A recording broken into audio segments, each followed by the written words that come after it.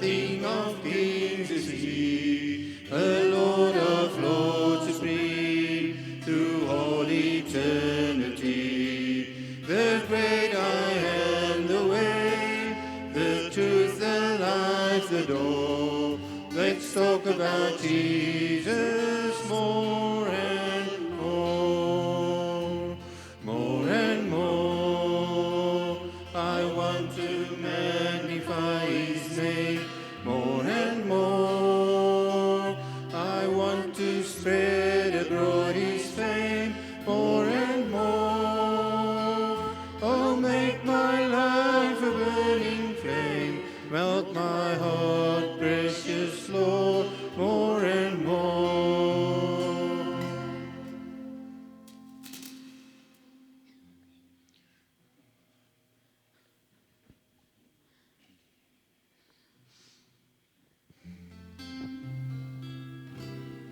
Es sei nie wunderbar, wunderbar. Es sei nie wunderbar, wunderbar. Ja, hy red en genees en hy doop ons met sy gees. Es sei nie wonderbaar, wonderbaar. Ja, hy is wonderbaar, wonderbaar. Ja, hy is wonderbaar, wonderbaar. Want hy red en genees en hy doop nog met sy gees. Ja, hy is wonderbaar, wonderbaar.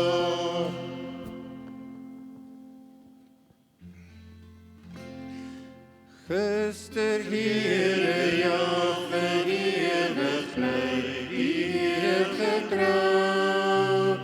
Alles wankel, Jesus nooit nie prys, sy dierbare naam.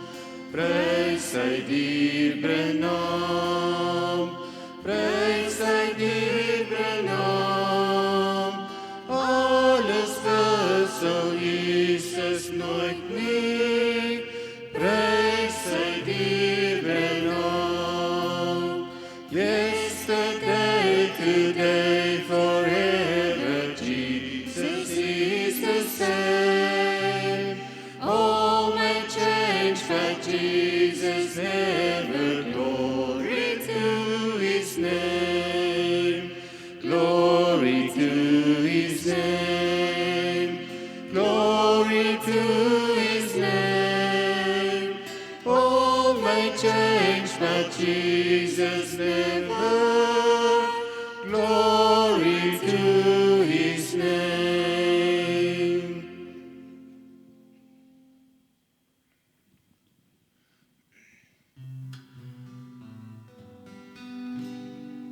Heavenly Father, we appreciate you. Heavenly Father, we appreciate you. We love you, adore you, we bow down before you. Heavenly Father, we appreciate you. Son of God, what a wonder you are.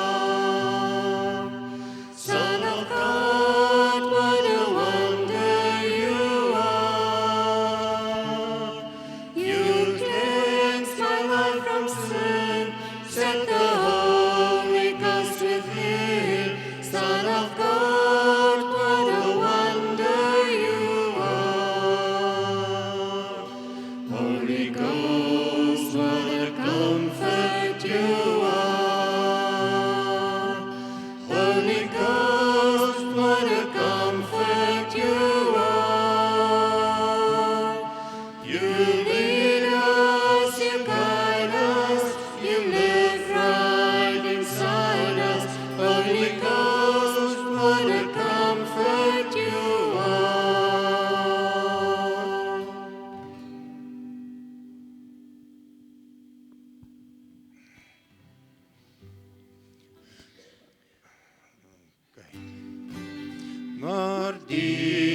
op die Here wag, kry nuwe krag. Hulle vaar op met vleuels soos die arende. Hulle hardloop en word nie moeg nie. Hulle wandel en word nie mat nie. Die wat op die Here wag. Maar die wat op die Here wag, kry nuwe krag. Hulle vaar op met vleuels soos die arende. Hulle hardloop en word nie moeg nie. Hulle wandel en word nie mat nie. Die wat op die Here wag.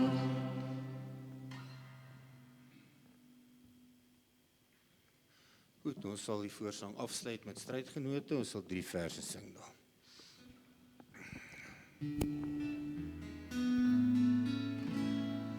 Strydgenote sien die teken, dit kom van hom hoog.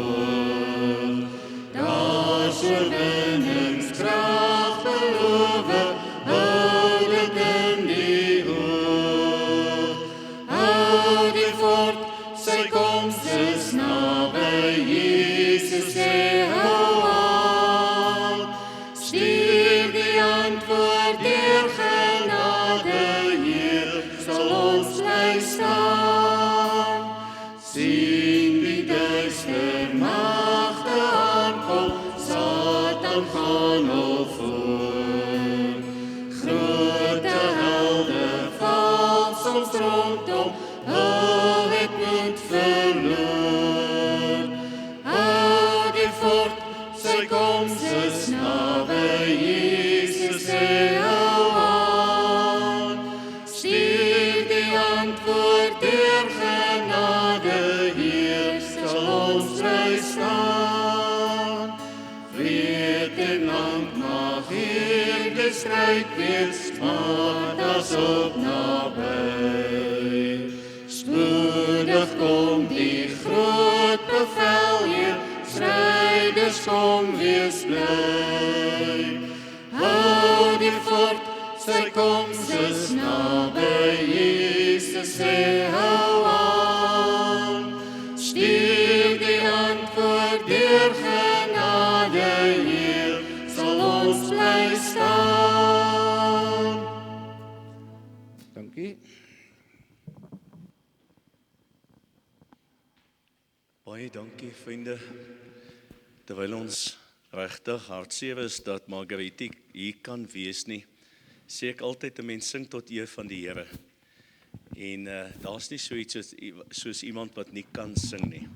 As mense hart reg is, dan stel die Here jou in staat om te kan sing. Baie dankie vir elkeen wat hier is. Ons wil graag net vanaand, voordat ons dominee aan die woord stel, ook met u iets baie intiem deel.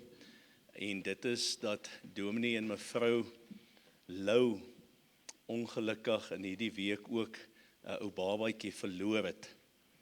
Hulle het vir niemand nog kon sê dat hulle swanger is nie, omdat dit nog baie kort was. En met hulle toestemming meld ons dit net vir julle, dat julle ook vir hulle kan bid. Ek sê altyd, ek en hy sit vanmiddag hier op die trap, net daarso aan die buitekant, en 'n mens besef dit is 'n lewe. Ons in ons Christelike geloof glo dat wanneer daai 2 selletjies bymekaar kom, 'n menslike wese tot stand kom. En bid asseblief vir mevrou Jana, vir dominee ook, dat die Here hulle optel, hulle bemoedig, en ons gaan dit nou doen, en dan ook sommer vir Margariet bid. Kom ons maak ons harte stil. Here, daar's een ding wat ons weet is, en dit is dat u die ganse skepping, die uitspansel, die heelal in die Vaderhand hou. En hoe klein spikkeltjies ons ook al mag wees, ons is deel daarvan. En hoeveel te meer omdat u ons met die kosbare bloed gered het. Dankie dat ons in hierdie oomblikke ook as 'n deel van die liggaam van Christus vir ander lede van die liggaam kan intree. En bid dat U ook vir Margriet, terwyl ons weet hoe 'n duim kan klop as hy regtig seer is. Hy hou jou in die nag wakker, en terwyl sy nou daar by die ongevalle is en vertrou op verligting en daar sekerlik 'n chirurgiese handeling moet plaasvind, bid ons dat U vir haar onderneem in hierdie oomblikke en dat U haar intens bewus maak van U nabyheid. Ook vir Dominee Peer en mevrou Jana, ook vir die grootouers, die familie, ons almal as vriende en kennisse. Bid ons dat U ook in en deur dit wat hulle wedervaar ook vir ons elkeen in staat stel om saam met hulle ook voor U stil te word en te buig voor die almag van 'n lewende God. En om te weet, Here, dat uit menslike oogpunt is dit nooit in ons hande nie. Maar ons bid dat U ook weer die blydskap kom teruggee, kom vernuwe op U tyd, soos U wil, na U goeddinke. Dankie dat ons vir Dominee Jannie ook nou in die Vaderhand kan oorgee en vra, Here, kom en spreek deur hom tot ons. Help ons om te konsentreer, om die waarhede van die woord in te neem, in te drink. En Here, mag dit ons in ons harte tref. Mag ons uitroep soos van ouds, Here, wat moet ons doen? En mag U Gees ons kom besoek. Ons bid dit in die wondernaam van Jesus. Amen. Dominee Jannie, baie dankie. Dankie, Dominee.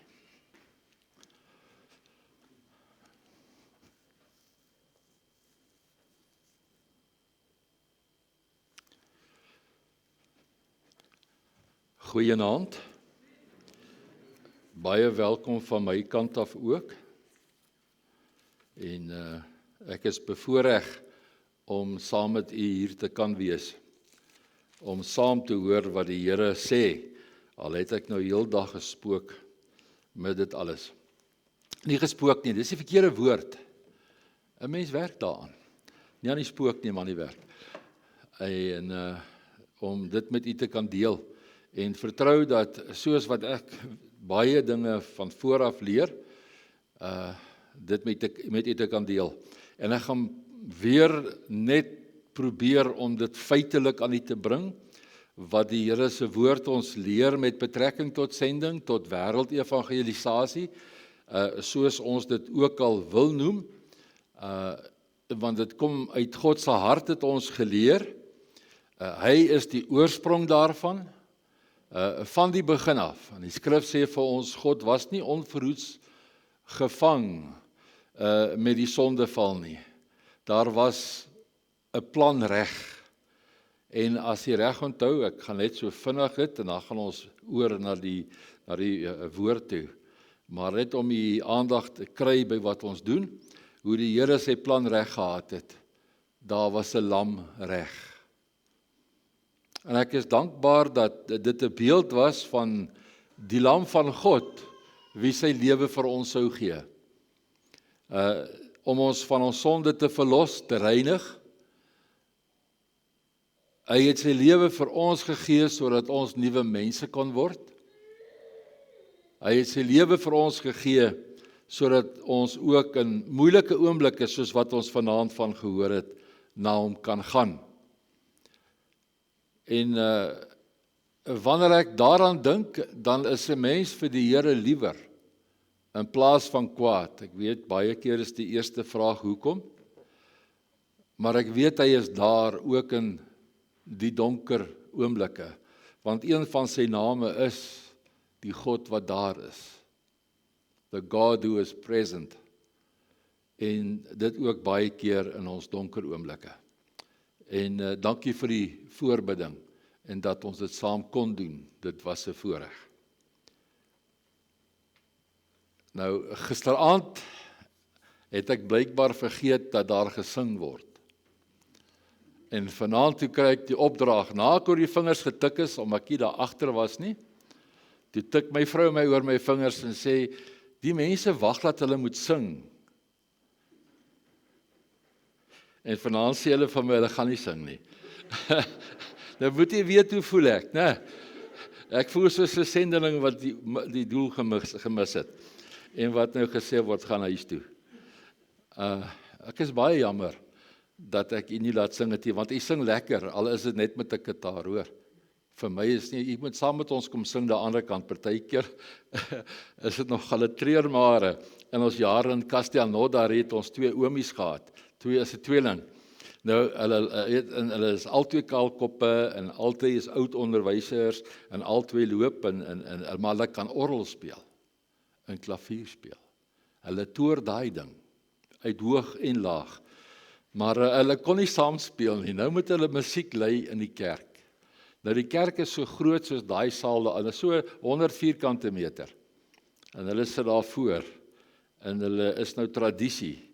Ons kom daar aan, ons kan nou nie sê hoor jy probeer iets anders nie. Maar nou trek hulle weg en die een gaan die kant toe en die ander ou gaan Parys toe. Nou moet jy probeer om, en ek kan nie sing nie, ek is nie musikaal nie. Nou moet jy probeer om daai 2 van, die een van Marseille van die suide, die ander van Parys in die noorde, by ons te kry in Castelnaudar, waar ons saam sing. So, moenie kla as jy net 'n gitaar is nie. Hulle sing ten minste saam. Maar dit was nogal, en ons het 'n klomp series gekry met hulle musiek op. As hulle nie vir die kerk speel nie, maar in 'n kerk, oelolo. Maar nou ja, so ons is die Here dankbaar ook vir elke geleentheid.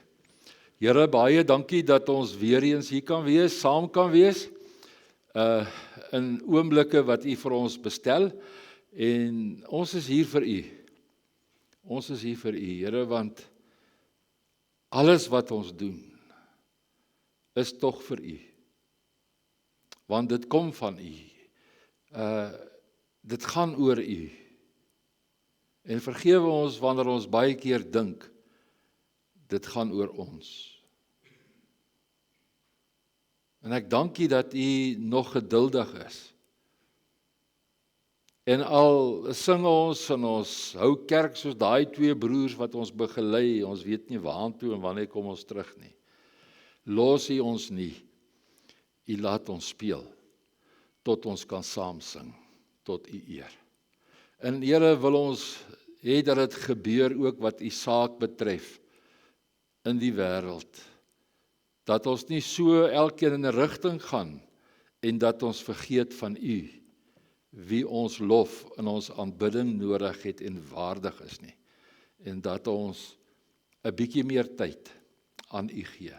En ek dank u dat ons daar 'n deel daarvan aan u kan gee en kan teruggee vanaand. Seën ons in u naam, terwyl ons bid net opnuut weer vir die wie nie kan wees nie, ook vir die omstandighede wat nie hartelik is nie. Here, ek wil bid vir u ondersteuning, ek wil bid vir u liefderyke nabyheid, ek wil bid vir u troos en u bemoediging wat die toekoms betref. Miskien die onmiddellike toekoms, maar ook die verre toekoms, om te weet, daar gaan eendag 'n blye saamwees wees, wanneer ons by u is. Ons dank u daarvoor. Here, help my nou, om te kan sê wat op my hart gelê is, om dit reg af te lewer, dat dit duidelik is, en dat u tot ons harte spreek. Want ons is hier by mekaar, in Jesus naam. Amen. Nou vanaand gaan ons praat, of ons praat, ek praat, en as ek sê ons, met die instaatstelling van die Heilige Gees, oor die Nuwe Testament, sending in die Nuwe Testament. Nou ek het nou hier so baie fancy woorde geskryf, 'n Bybelse perspektief van sending in die Nuwe Testament. Want dis waaroor dit gaan oor soos dit van die Here kom. En ek het nou die dag aangehaal die teksvers, en wanneer ek daarvan gepraat, Sondag aand, Romeine 10, waar Paulus met ons praat oor God se hart vir die wêreld, en hoe hy vir ons aanmoedig om nie stil te wees oor sy woord nie, dit te deel met ander, want hoe gaan hulle glo as hulle nie die woord hoor nie?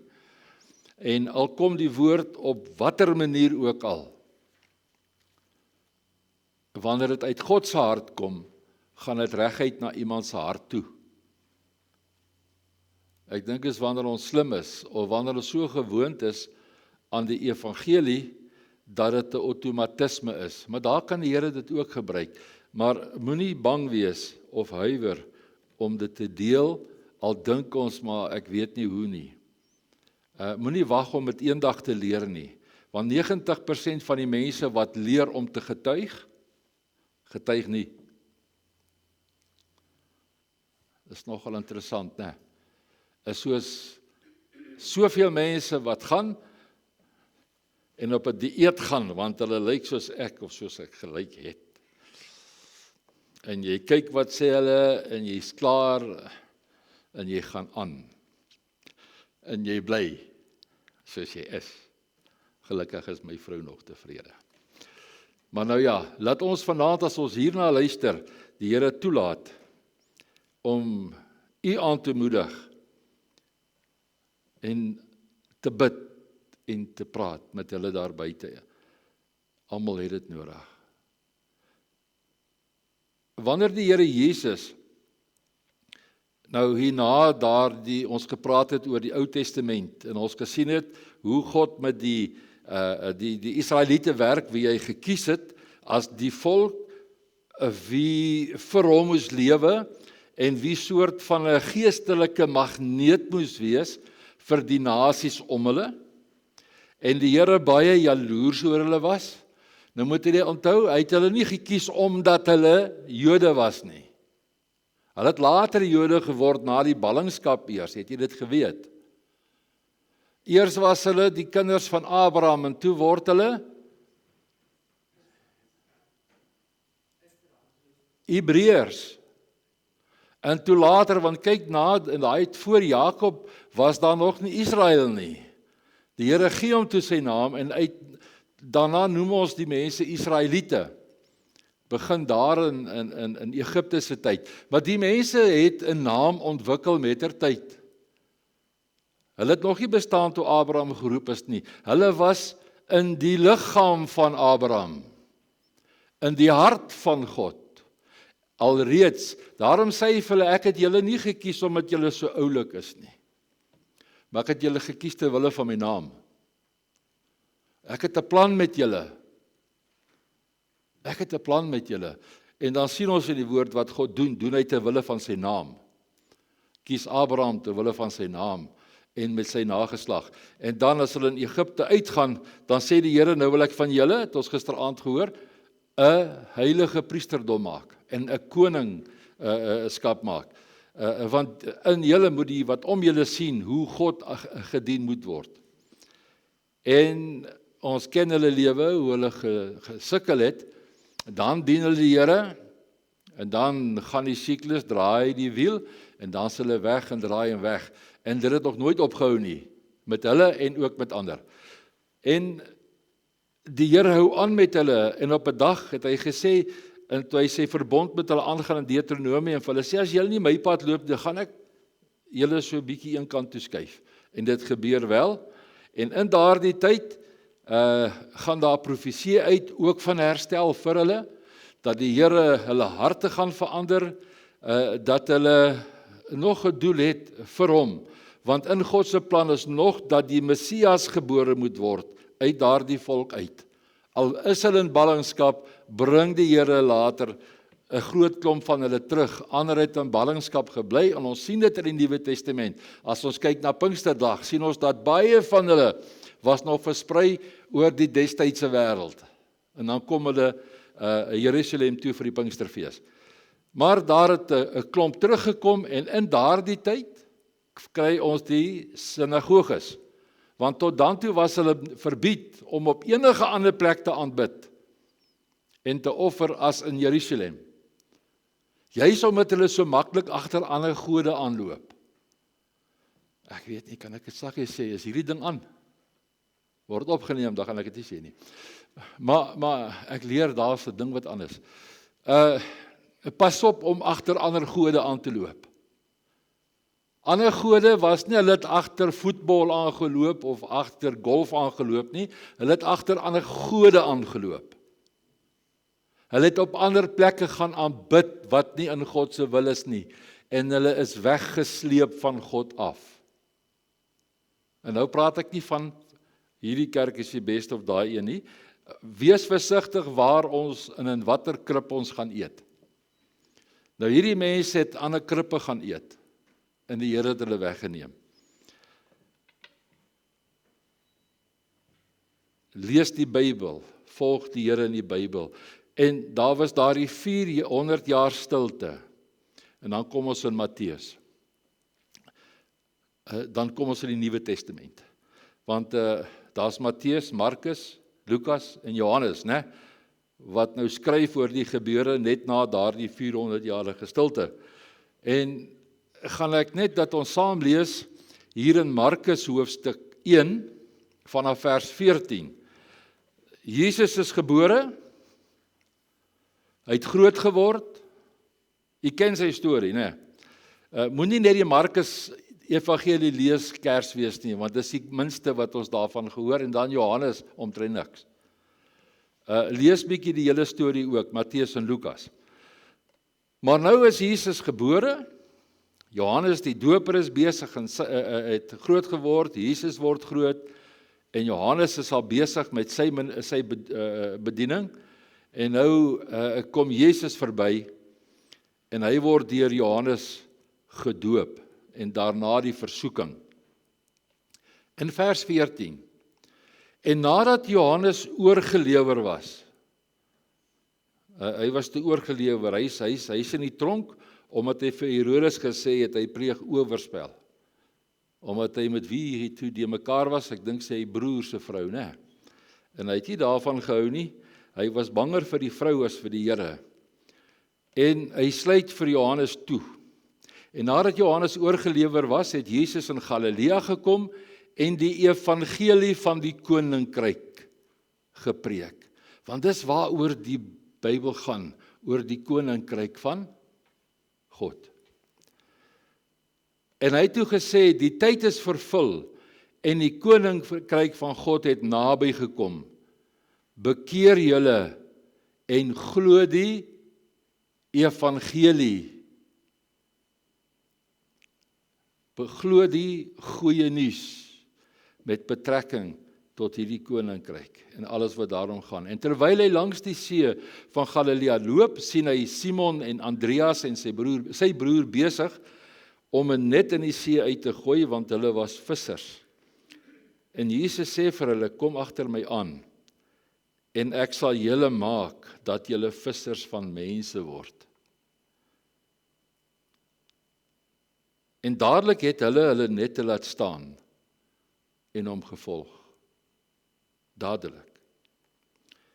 En toe hy daarvandaan 'n bietjie verder gaan, sien hy Jakobus, die seun van Zebedeus, en Johannes, sy broer, wat besig was om die nette in die skuit heel te maak. En dadelik het hy hulle geroep, en hulle het hulle vader Zebedeus met die gehuurde mense in die skuit laat staan en hom gevolg. Net tot hier.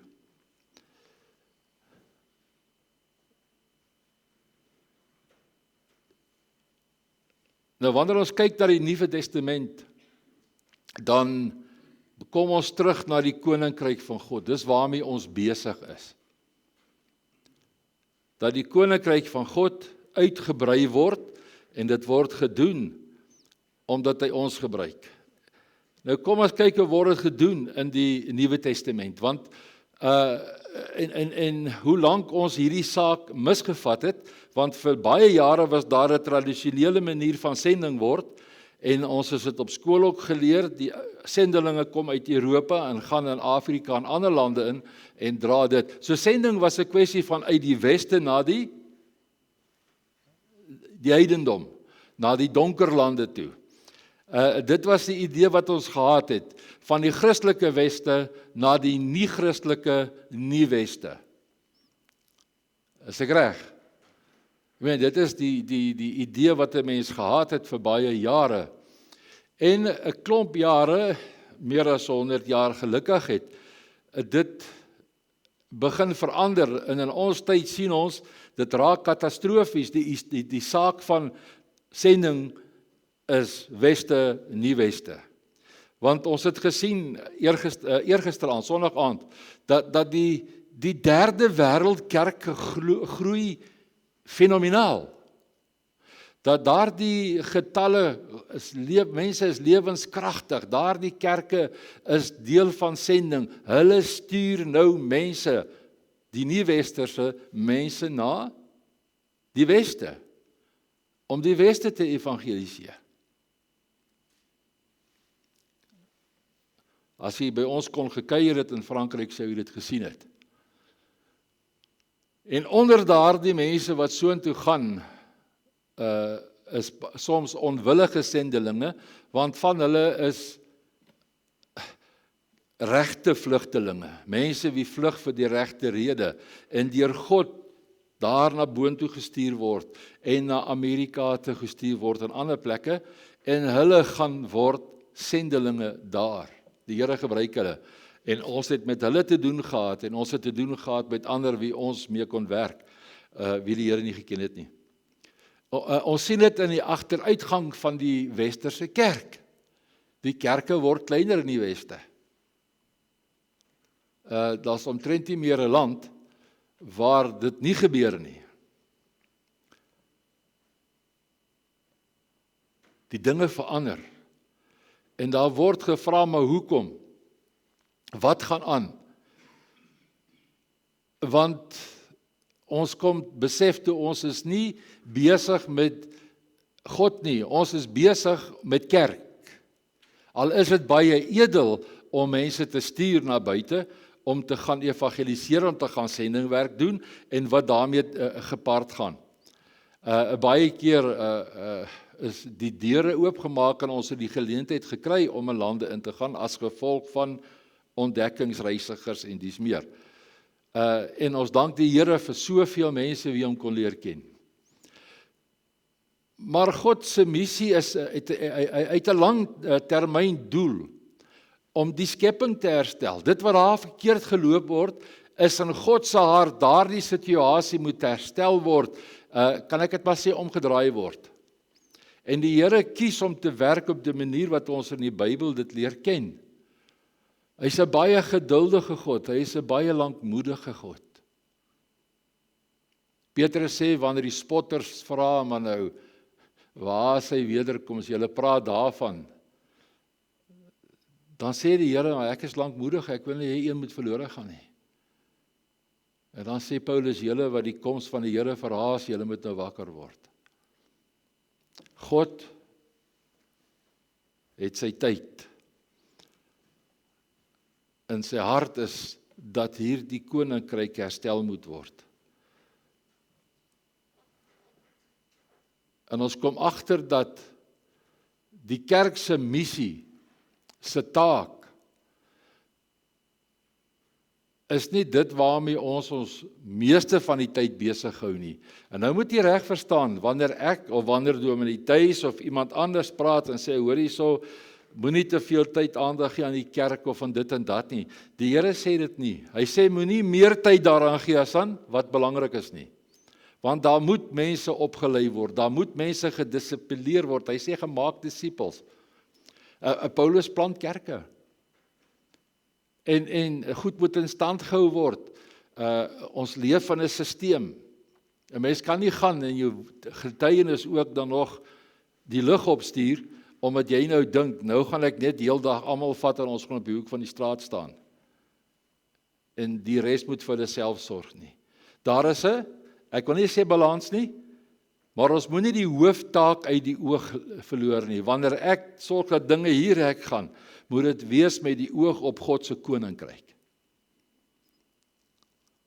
Ek het lank met 'n probleem geloop. My vrou weet nie eers daarvan. Ek het gedink ek is baie oulik. Sy het moes so gedink het, was sy nie getrou. Maar ek het gedink ek is baie oulik. Ek het op my Jotte kerk gebou. Weet jy hoe daai kerk wat ek gebou het tot op die laaste week of 2 voor ons weg is op Mayotte, staan daai mooi kerkie daar, hy kyk so uit oor die see.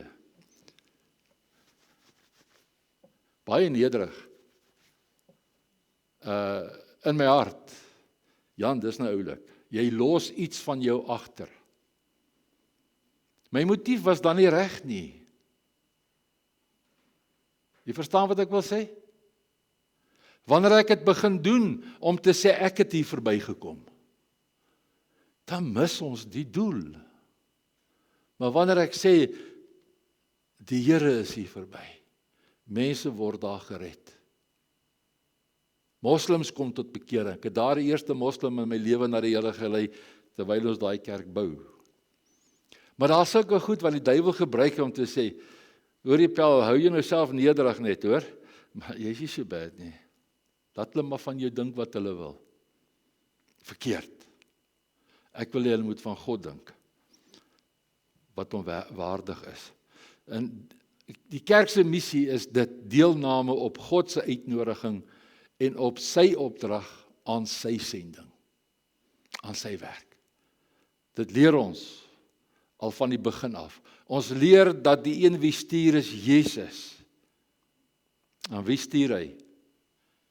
Die hele kerk. Die hele kerk. En vir elkeen sy taak, elkeen sy plek. Want hy is nie 'n God van chaos nie.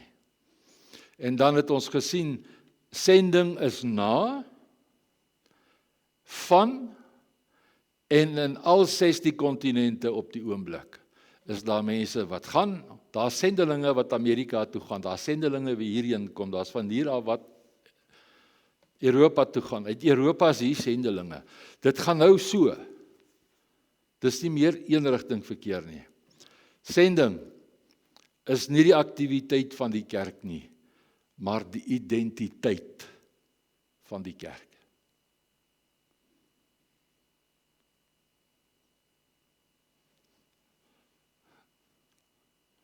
Van die kerk. En God lei hierdie, kan ek sê, aksie van wêreldevangelisasie, want dit is sy saak. En die Bybel gee vir ons die verhaal, ons het dit gesien, van God se sending deur God se volk en hulle betrokkenheid by God, terwille van die hele skepping van die Here. Dis wat hy soek, ons betrokkenheid by hom. En ons lees daar die een ware verhaal daaroor. Ek het gesê gisteraand, as ek reg onthou, ons lees die Bybel as 'n geheel, nie stuk vir stuk nie. Wanneer ons hom begin lees, dan sien ons die waarhede oor die saligheid in die Here Jesus wat uitkom, en dan daarmee saam sien ons nou maar hier begin die Here, hier begin 'n ding gebeur. Maar dit neem tyd en konsentrasie om dit te lees. Die hele punt van die Christendom is dat dit 'n storie bied wat die verhaal van die hele wêreld is.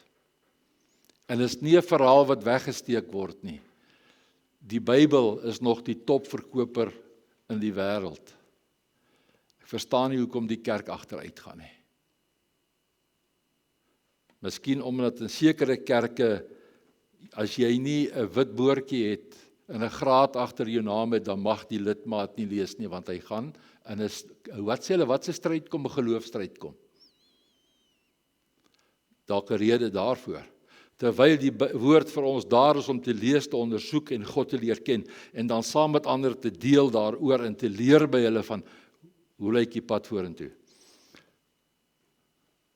Nou wat is die rol van die kerk in die storie? En ons sien die Here werk, deur Abraham, op Sinai, ons sien hulle in die land, en ons sien die Here loop met hulle 'n pad. En dan kom ons waar ons vanaand is, na daardie lang tyd van stilte, begin die Here weer praat, deur sy seun. Begin hy praat deur Johannes die Doper, wie gestuur is. En Jesus kom in die deel wat ons gelees het, en hy kondig die koninkryk aan. Moet ek dit weer lees? Jesus wat sê, die tyd is vervul. en die koninkryk van God het naby gekom. Bekeer julle en glo die evangelie. Interessant, ek gaan nie daarop in nie, maar bekeer julle en glo die evangelie. Dit is nie 'n verkeerde orde salutis nie. Hy sê vir hulle, verander julle harte. Moenie die waarheid afskuif nie, moet dit nie afmaak nie, in daardie sin. Draai.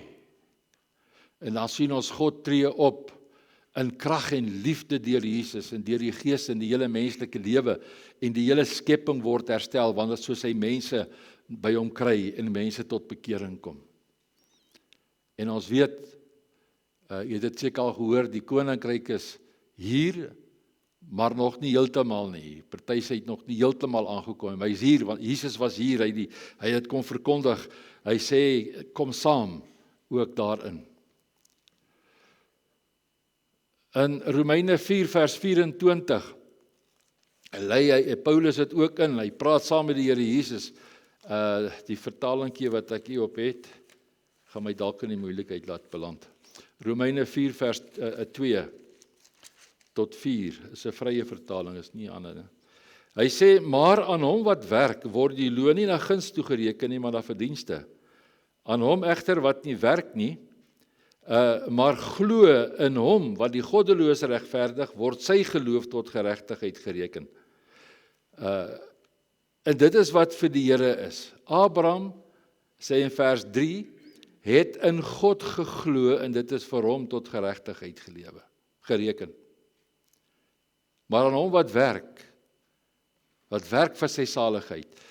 Jesus sê hierso, bekeer julle en glo die evangelie. Nou sê Paulus, die tyd van werk vir jou saligheid is verby. Plaas jou vertrou in die Here. En dit is wat Paulus ook daar sê, dat dit die doel is van die Messias vir al die nasies. Nou gaan ons net, terwyl ons hier deurloop, kyk na die vorm van die evangelie en die koninkryk wat gebou word, sien ons die wêreldwye doel, terwyl die tyd voorberei word vir die koms van die Messias, wanneer ons die Nuwe Testament lees, en die bediening van Jesus self aan die nie-Jode. Hy is nou daar, hy verkondig hierdie boodskap, en nou beweeg hy rond. En nou sien ons hierdie Messias van die Jode, tree eienaardig op. Het Jesus net met Jode gewerk? Nee. Na wie toe? Ek weet dit is moeilik die afstand. Ek kan nie dink aan voorvalle waar hy nie met Jode gaan praat het nie. Die Samaritaanse vrou, die Sirofenisiese vrou. Hy sê vir haar, kyk, ek het gekom vir hulle. Want hy moes aan hulle die koninkryk verkondig, maar hy vergeet nie hierdie vrou nie. En dan is daar die bediening van die Romeinse hoofman. Jy onthou dit, wat ons van lees in Matteus 8. Die ander ding wat my nogal, ek het dit baie lank gevat voor ek dit verstaan het.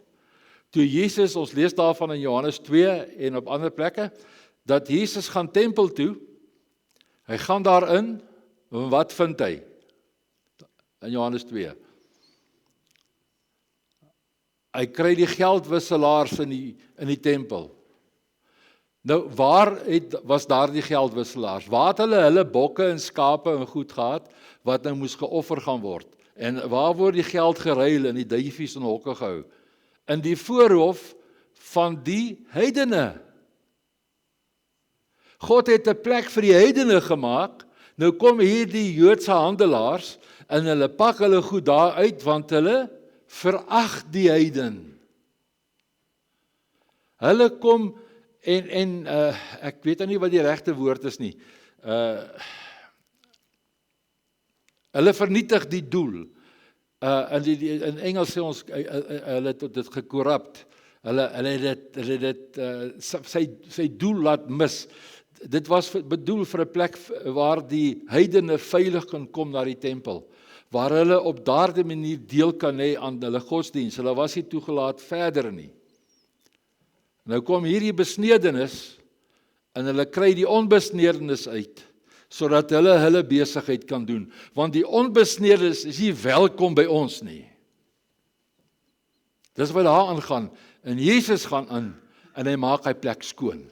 Julle maak dit nie, dit is nie meer 'n huis van gebed nie. Die heidene moet hier kom bid. Ons dink aan die hele tempel. Is dit nie reg nie? Ons dink, ek het jare gedink hy praat nou van die tempel. Die tempel is 'n plek van gebed, ja. Maar op daai oomblik is hy besig met hierdie ouens in die voorhof waar die heidene alleen kon kom om te aanbid. Hulle kon nie na 'n ander plek toe gaan in die tempel nie. Dit was hulle plek van gebed. En die Jode sê nee man, dis nou tyd om 'n paar sent te maak. Gaan uit.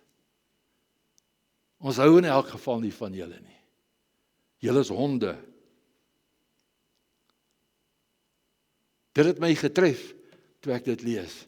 Jesus wat dit sien en hy sê nee, dis nie my koninkryk hierdie nie.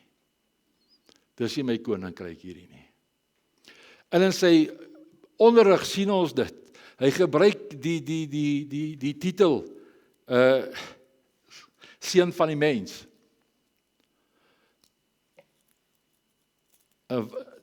Hy praat nie baie van die seun van God nie.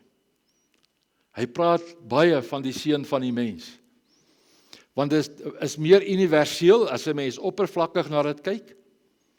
So in plaas van te praat van die seun van Dawid, wat die Jode sou van gehou het, is dit die seun van die mens. Maar as jy gaan kyk in Daniël 7, dan is dit ook die goddelike titel van Jesus wat baie min mense van geweet het, want hulle het ook al die Bybel vergeet. Maar Daniël sê die seun van die mens gaan kom.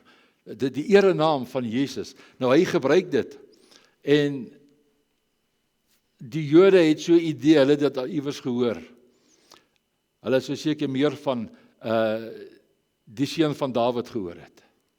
Hy sê Israel, hy doen hulle baie eer aan. Hy sê Israel is die sout van die aarde. Hy praat met hulle daar in die bergpredikasie. Hy praat met Jode om hom. Julle is die sout van Israel. Nee, julle is die sout van die aarde. Sy visie is die Vader se visie van die begin af. Wêreld, die wêreld. Julle moet eintlik daarin besig gewees het. Hy sê en julle is die lig van die wêreld. Dis later dat hy dit verder leer en ons daarbey ingesluit is. In Lukas 10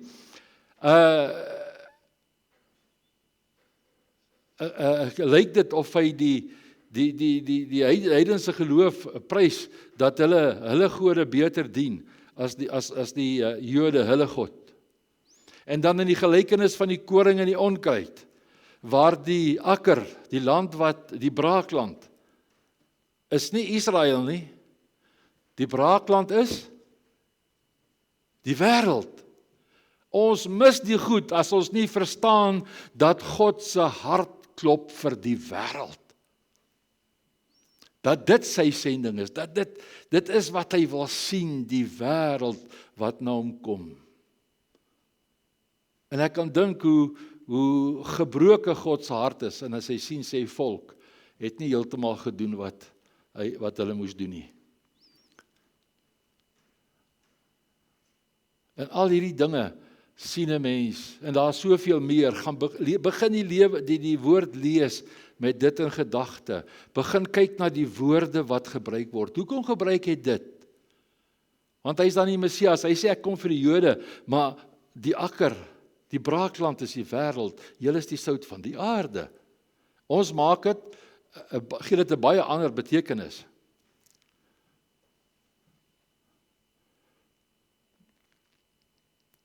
In Johannes sien ons dat in sy koms word hy genoem die verlosser van die wêreld. Johannes 4 vers 42.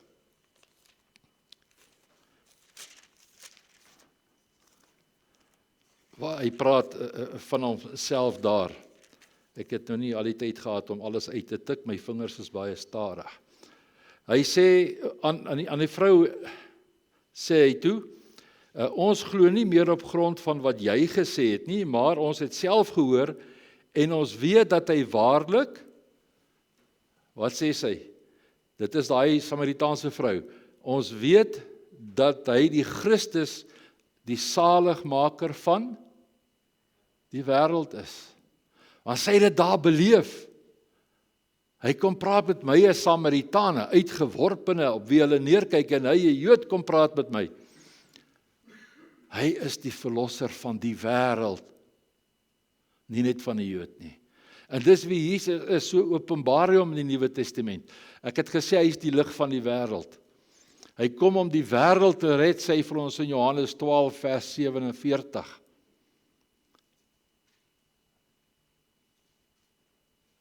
En dan sê Johannes 17, Vader, ek bid, dat die wêreld mag glo, dat U my gestuur het. Sien U God se hart daarin, in die Nuwe Testament.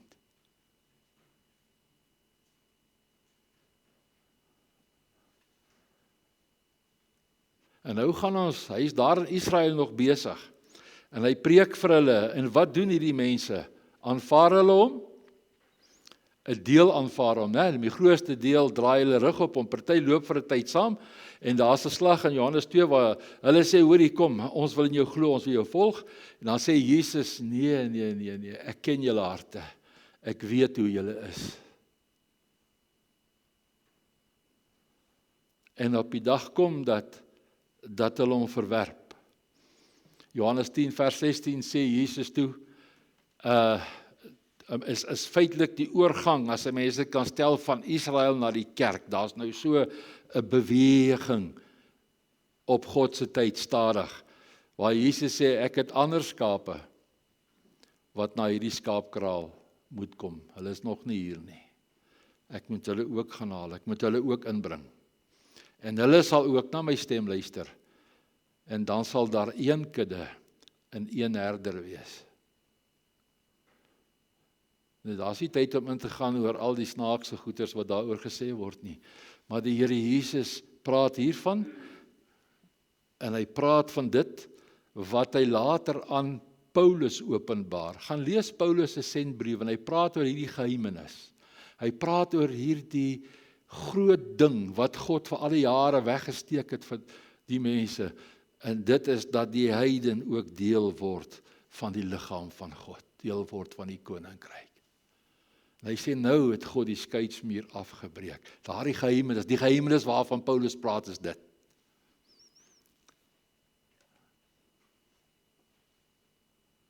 Johannes 12 vers 13. Die uur het gekom dat die seun van die mens verheerlik moet word. Ek sê vir julle, as 'n koringkorrel nie op die grond val en sterf nie, bly dit net ek het hier geskryf enkele saadjie, maar as dit sterf, produseer dit, wat sê hy? En die woord wat hy gebruik, allerhande soorte saad. As ons nou teruggaan na wat hy sê. Nie net Joodse saad nie. Nou, God het vir Abraham gesê, in jou sal al die volke. Kan jy dit nou sien as hy praat van, hy sterf en daar is baie saad, maar baie soorte saad. Die geheim van God dat die heiden ook deel het. Al die volke is daarby ingesluit.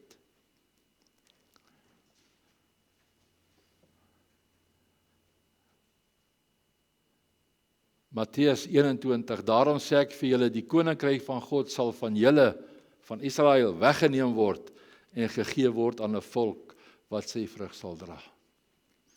In Matteus 21:43.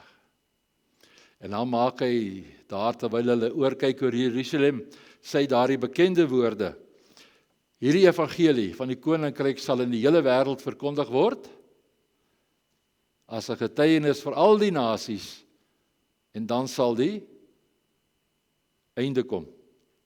Nou moet ons net mooi verstaan, hy sê nie elke ou in elke nasie So hy bring die Afrikaners bymekaar in 'n groot groep. Hoeveel is ons? 2,5 miljoen? Iets van die aard, né? Kom staan gou hierso. Ons spreek gou die evangelie. Jy het dit nou gehoor, goed. Volgende een, die Zulus. Tak, ons spreek vir julle, dis gedoen. Dis nie wat hy sê nie. Hy sê iemand, as ek dit nou maar so kan sê in my eie taal, uit elke stam sal hoor. En dis die verantwoordelikheid van daai ou om te gaan. Want wat verwag hy van ons? Dat ons so opgewonde sal wees oor dit wat hy vir ons gedoen het. Dat hy my siel gered het, dat hy vir my van die pad na die dood uit afhaal, en hy sit my na die pad van die lewe. Dat ek so opgewonde gewees daaroor dat ek dit wil deel. Soos baie mense dit doen. Jy het al mense raakgeloop, hulle weet net nie om op te hou nie. Ek wens ek was so. Ek is dankbaar, hulle is daar. En lees die Bybel maar tot aan die einde van Openbaring, dan gaan jy sien hoe God nog besig is.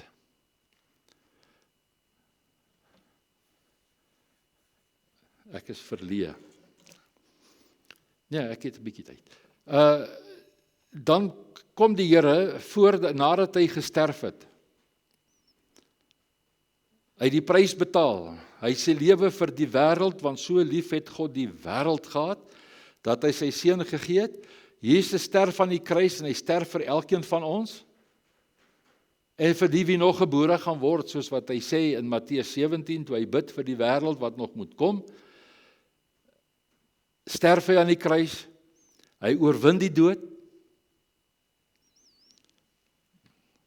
En wat is die groot las op sy hart? 40 dae later, 'n rukkie voordat hy moet opvaar hemel toe. Waaroor was sy gesprek? Sy laaste gesprek met die wie saam met hom kom. Die Bybel sê, hy het in 40 dae met honderde mense gepraat en oor baie goed. Maar as die oomblik kom wat so belangrik is daar 'n saak op sy hart. Wat is op sy hart? Kan jy onthou? Die wêreld. Die verlorenes. En dan in Johannes stel dit so, en hy gee 'n vergelykende dimensie aan hierdie opdrag van die Here, wanneer hy sê, soos die Vader my gestuur het, stuur ek julle. Dis Johannes se manier. Maar gaan kyk in Johannes, gaan lees die evangelie van Johannes, en gaan kyk. Jesus sê nie, gaan dan heen, hy sê soos die Vader my gestuur het, stuur ek julle. En kyk deur Johannes, hoeveel keer praat hy van homself as gestuurde, soos die Vader my gestuur het, ek is gestuur. Ek is nie hier vir myself nie. En hy sê nou, soos hy my gestuur het, stuur ek julle. So stuur ek julle. Ek gaan daar deur hardloop. Markus is interessant. Jy moet daar die 5 maniere gaan lees wat die Here Jesus mense stuur. Hy kom met op daardie opstandingsnag, Markus 16 of na dit, kom hy met 'n aktiwiteitsdimensie. Is net hierdie snaakse woorde dat ons help onthou. Wat sê hy in Markus 16? Nou ek weet in sekere Bybels haal hulle deesdae uit, hulle sê man, hierdie was nie regtig daar gewees nie. Markus 16, ek gaan dit vir u lees, vanaf vers 11. En toe hulle hoor dat hy lewe, en deur haar gesien is, het hulle dit nie geglo nie. Hierna het hy in 'n ander gedaante verskyn, en 2 van hulle, terwyl hulle loop op pad na die veld, hulle het ook gegaan het en aan die ander vertel, maar die het hulle ook nie geglo nie. Dit word omtrent in Lukas ook aan die einde herhaal, né, 24. Later het hy aan die 11 self verskyn, toe hulle aan tafel was, en hy het hulle ongeloof en hardheid van hart verwyd. Want hulle wou nie glo dat hy opgestaan het nie. Omdat hulle die wat hom na sy opstanding gesien het, nie geglo het nie. En hy sê vir hulle, gaan, is weer aktief, gaan die wêreld in en verkondig. die evangelie. Is aktiwiteit vir die ander, ons sal nou daarby kom. Gaan en verkondig die evangelie aan die ganse mensdom.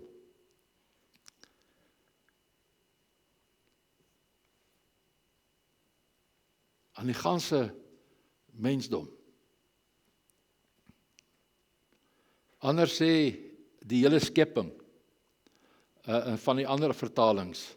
En jy sien hierin, gaan julle en gaan preek julle aan die ganse mensdom. En daar sien ons God se aksie, want daardie mense is deur hom geskape.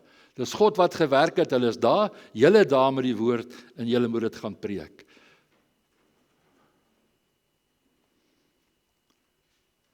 Ek wil net terugkom na Jesus wat sê, soos die Vader my gestuur het, stuur ek julle. Hy het nie vir ons, toe hy dit sê, daar's nêrens daarna 'n rigiede model. Daar word nie gesê dat daar 'n seminar is gehou is van, so moet julle nou getuig nie. Hy het voor hulle gelewe, hy het hulle geleer.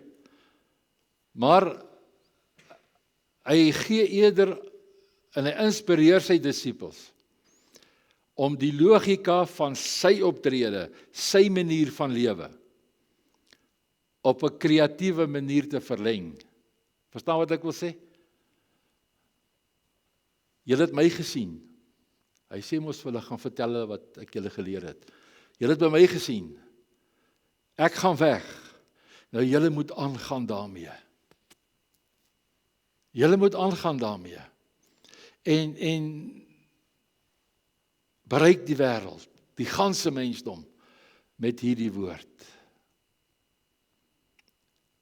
En in elke gemeenskap waar jy gaan, nou praat ek van agter, nou uit my ondervinding, en nie, dit staan nou nie in die Bybel nie, wat ek sê. Maar ek stel my dit voor, julle gaan hier uit, en julle gaan by verskillende groepe kom. Dra die woord oor, laat hulle verstaan. Maar hierdie woord moet hulle hoor. Dat hulle leer van die kruis, van die opstanding, van die hemelvaart, wat so belangrik is, dat ons eenheid wie vir ons intree, en na ons kyk dag vir dag, as ons kyk na wat op Pinkster gebeur het. Nou, in Matteus sê hy daar van op die berg van Galilea, dit ken jy nou goed, maar hy kom daar met 'n sistematiese opdrag. Ek het dit nou die aand vinnig genoem, ek sê dit net weer. Hy kom met die gesag, alle mag is aan my gegee. Gesag. Wat dit dan ons bindend maak. In watter opsig?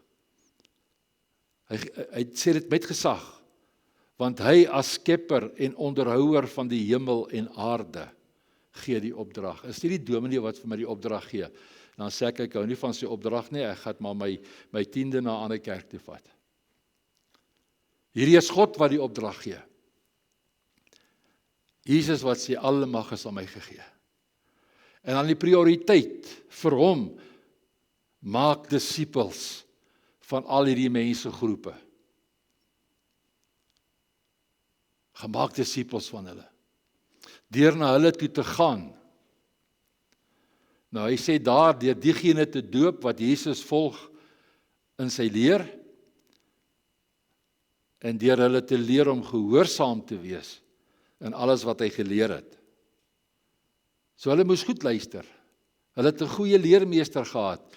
Later sien 'n mens baie keer, dit is maar soos ons, hulle is mense soos ons, hulle leer stadiger. En dan gee hy vir hulle die versekering, deur sy belofte van sy teenwoordigheid. En dieselfde belofte in Johannes 20 vers 21, en in Lukas 24, en in Handelinge 1 vers 8, ek is daar by julle.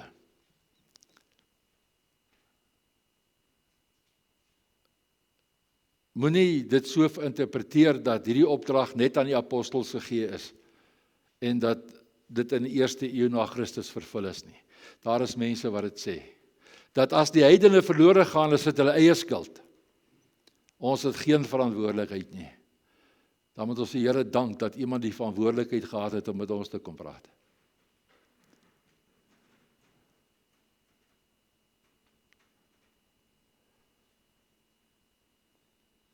soveel ander verkeerde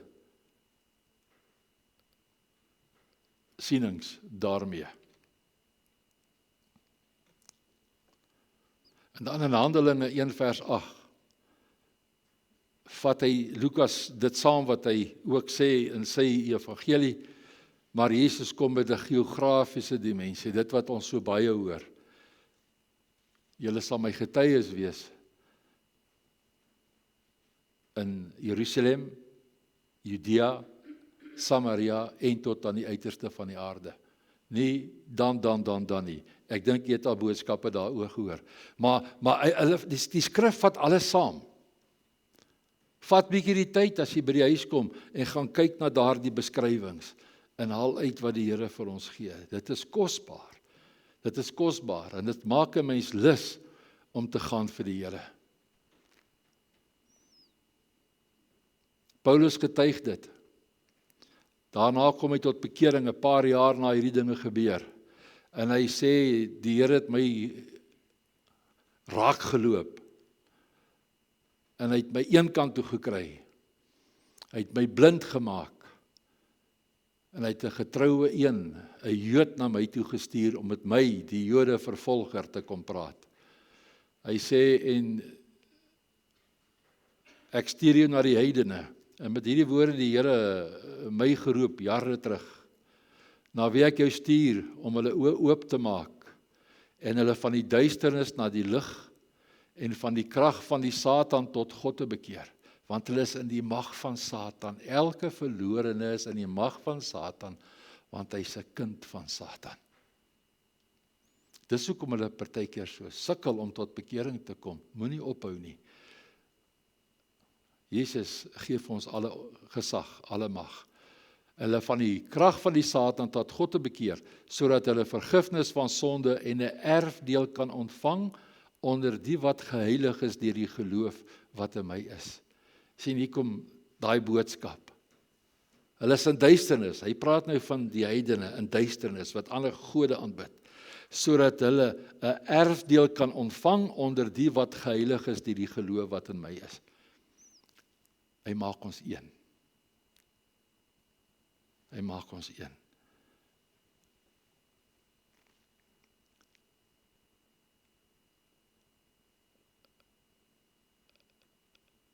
Nou, wanneer ons deur Handelinge gaan, dan sien ons hoe hierdie saak oopgebreek word. En dit is so mooi duidelik daar geskryf. God se plan was 10 opeenvolgende gebeure, en nou moenie bang wees nie, ek gaan nie oor elkeen preek nie. Wat in Handelinge voorkom, om die apostels in die wilde heidense wêreld in te stoot. Verstaan, dit is 'n klompie kosher Palestynse Jode, nie Palestyne nie, Palestynse Jode, wat aangesê word om die wêreld te verander. Onthou hierdie woord, is 'n paar kosher Jode, wat gestuur word om die heidense wêreld te gaan verander. En vir die wat hou van die goed, ek het nie gekyk daarna nie, ek sien dit gebeur baie, Mission Impossible. Hoe kan 'n mens dit van hierdie ouens verwag? Hulle leier is gekruisig, hulle tesourier is uitverkoop, hulle hoofwoordvoerder het sy geloof ontken, en die res is verstrooi, bang. En nou kom die Here vir hulle, kom terug. Ek het vir julle opdrag. Is dit nie bemoedigend nie? Is dit nie bemoedigend nie? En nou, die 10 stappe, wat 'n mens vind, hoe die Here op Pinksterdag amper 'n laaste poging aanwend met die Jode op Pinkster. Hulle is in die bokkamer, hulle bid en hulle begin praat in verskillende tale, in te loof in verskillende tale, en in daardie omgewing is daar 'n 10-tal tale wat gepraat word deur Jode van oor die wêreld, vanuit Cyprus uit, vanuit Tunesië se wêreld uit, van Libië af, van Griekeland af, van oral oor die wêreld is hulle daar, want ek het gesê vroeër, daar was die verstrooiing, nou is hulle hier terug. En hulle hoor hierdie mense praat, wat gaan nou aan? En Paulus Petrus staan op, en hy preek die evangelie, en duisende kom tot bekering. Onthou, hulle preek vir Jode. Hulle het nog nie gesnap, hierdie ding is vir die wêreld nie. Na al die tyd. So moenie skaam wees as u dit nog nie gesnap het nie. Maar nou hier kom hy, preek vir hulle, en hulle kom tot bekering toe hulle hierdie boodskap snap. Maar dat is vir my ook. En dan die volgende stap, want Jesus het gesê, julle sal my getuies wees hier. En in Samaria, Handelinge 8, die geloof van die Samaritane. Kan jy daardie verhaal onthou? Ons sal nou so hier in Handelinge net vandag. Is Filippus, is die evangelie wat in Samaria verkondig word, mense kom tot bekering, en dan is daar 'n towenaar wat graag daardie gawe wil hê om ook beroemde word. Maar hulle breek deur, gaan na hierdie veragte mense toe. Sê vir hulle, julle het nou lank genoeg hier in Jerusalem rondgelê. Lank genoeg saam geëet, lank genoeg goed gewees, maar dra dit uit. Gaan na 'n loop die Samaritane raak. Hulle kom tot bekering. Dan in Handelinge 8, net 'n bietjie verder, is dit Filippus wat gestuur word na 'n Joodse proseliet, wat kom uit 'n Afrika land. Die Here forceer hulle soort van bietjie vir bietjie uit.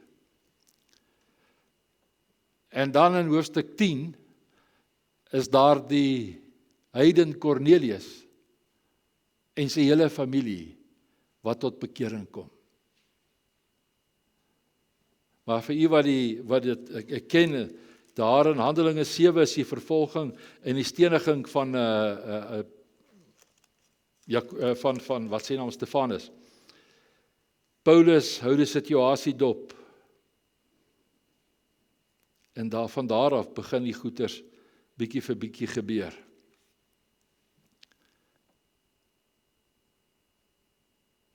En toe hulle nie wou luister op 'n stadium, word hulle vervolg. En die Here kry hulle uit Jerusalem uit. Van die groot koppe bly daar, ander beweeg uit. En dan in Handelinge 11 is daar die stigting van hierdie geïntegreerde kerk in Antiochië. Het jy al gaan lees hoe daardie kerk lyk in Antiochië? Dis nou na Cornelius gedoop is, en toe sê die wat dan verstrooi was deur die verdrukking wat oor Stefanus ontstaan het die land deurgegaan tot by Fenisië en Siprus en Antiochië, sonder om tot iemand die woord te spreek, behalwe tot die Jode alleen. Na alles wat hulle gehoor het, is die evangelie nog net vir die Jode. En dan is hier 'n ommekeer. En daar was sommige van hulle van Sipriese, Sireneese manne, wat in Antiochië gekom het, en met die Grieks sprekende Jode gepraat, en die evangelie van die Here Jesus verkondig het. Nou begin hulle praat met Grieks sprekende Jode. Dis nou al 'n stapie verder.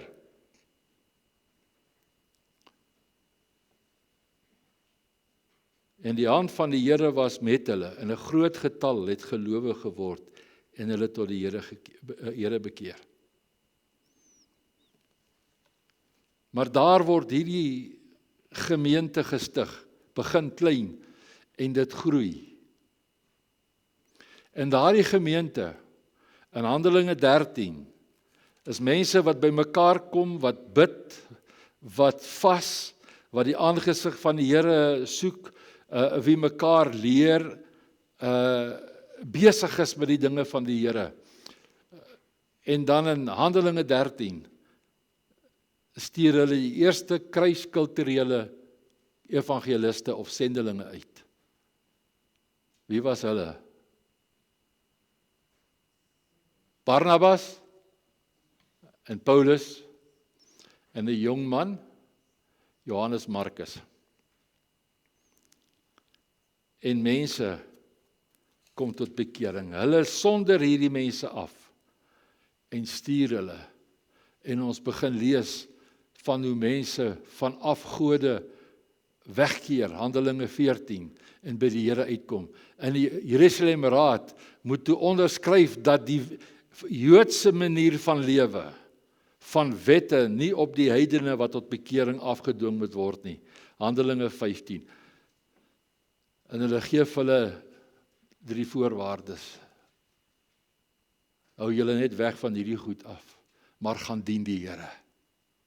En bietjie vir bietjie word hulle, daar word nie 'n hoop lesse voor hulle gesit en gesê, dis die do's en die don'ts en die dit en die dat.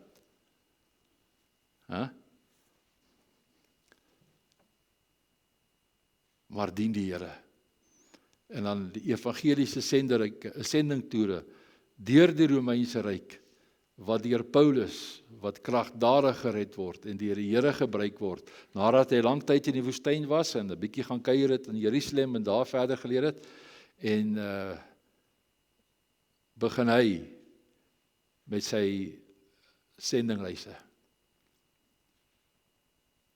En die Here seën hom, en hy seën die werk wat begin het in Handelinge 2 met die uitstorting van die Heilige Gees, waar die kerk gekonstitueer word, en waar die kinders van God in die liggaam van Christus ingedoop word, om as een liggaam uit te gaan, en die woord as geesgevulde disippels te gaan verkondig, met die krag wat Jesus beloof het in Handelinge 1 vers 8. Want ons kan niks doen sonder hom nie. En so dankbaar dat ons daarvan kan praat, kan weet dat die Heilige Gees is nie net 'n gedagte nie, is nie net 'n toospunt nie.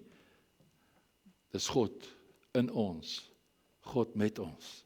En soos hy hierdie mense gebruik het, en as jy verder gaan lees, sal jy oorweldig word weer, wanneer jy dit met hierdie perspektief lees, van God wat werk, en vir ons ook sê, gaan jy ook, en dien my. Amen.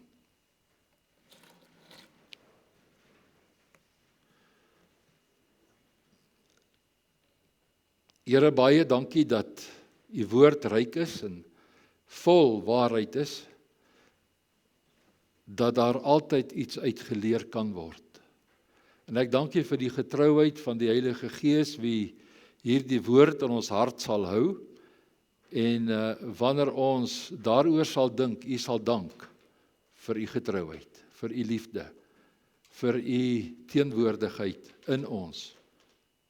En wanneer ons u kind is, te weet dat ons is deel van u liggaam, en dat u met ons is oral waar ons gaan, in Jesus naam. Amen. Ons gaan nou 'n lied saam sing.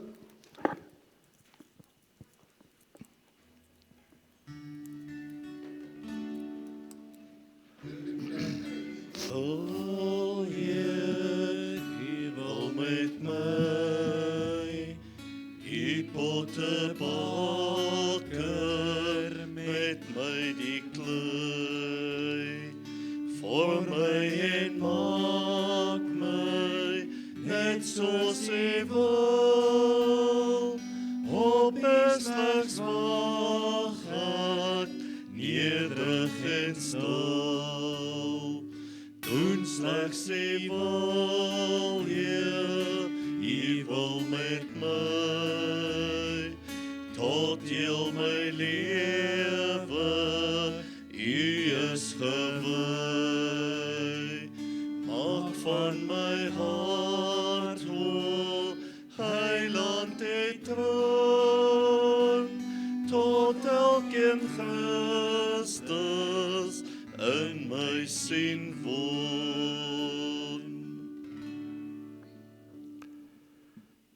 Want so het die Here aan ons bevel gegee, ek het u 'n lig van die wêreld gemaak, van die nasies gemaak, sodat u tot redding sal wees, tot aan die einde van die aarde.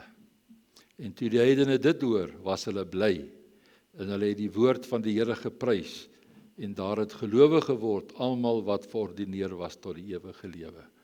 En die woord van die Here is deur die hele land verbrei.